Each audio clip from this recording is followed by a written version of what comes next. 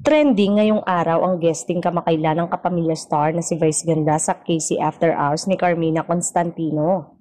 Sa panayam at natanong ito tungkol sa kanyang circle of friends. Say ni Vice, ay hirap siyang magtiwala. May mga nagpapayo din daw sa kanya tungkol sa mga sinasamahan na kaibigan. Say ni Vice, huwag mong sinasamahan yung mga grupong yan kasi nililibre mo lang naman yan.